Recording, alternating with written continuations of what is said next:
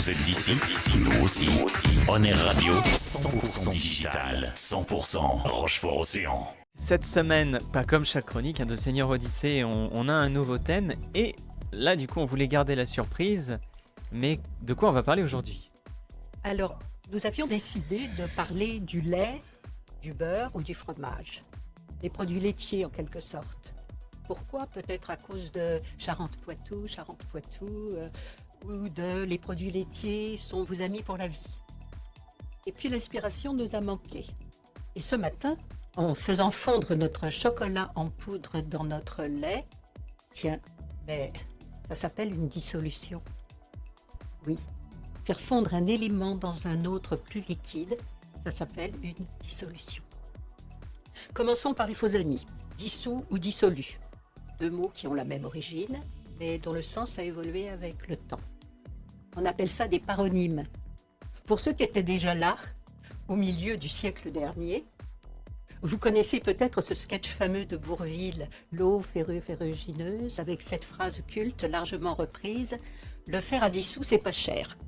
Eh bien, c'est une confusion autour du mot dissous. Dissous est le participe passé du verbe dissoudre qui signifie décomposer, ou faire disparaître. Dissoudre du sel dans de l'eau. Au féminin, dissous devient dissoute. Pour cette raison, l'orthographe rectifiée de 1990, quand même vous ne connaissez pas, préconise d'écrire dissous avec un T au masculin. Mais l'orthographe traditionnelle comporte bel et bien un S au final. Dans tous les cas, dissous n'a rien à voir avec dissolu. Ce dernier mot signifie en effet dépravé. On parlera par exemple de vie dissolue pour évoquer une vie de débauche, celle qui se pratique à la fin de la journée de travail. Pourtant, c'est bien le même mot dissolution qui est utilisé aussi bien pour évoquer la décomposition du sel dans l'eau que la débauche. Pourquoi faire simple quand on peut faire compliqué? Abordons maintenant les choses sérieuses. Qu'est-ce réellement qu'une dissolution? Trois façons de la considérer en chimie, en médecine et en droit commun. La chimie nous fait savoir que c'est la disparition d'un corps. Par exemple, un comprimé effervescent dans de l'eau, ou pour en revenir à notre point de départ, le chocolat en poudre dans le lait. Il n'y a pas vraiment disparition, mais plutôt transformation. La dissolution, c'est un peu une perte de consistance. Nous ne parlerons pas d'autres formes de dissolution, par exemple, faire disparaître un corps dans un acide ou graver sur du cuivre ou de la pierre.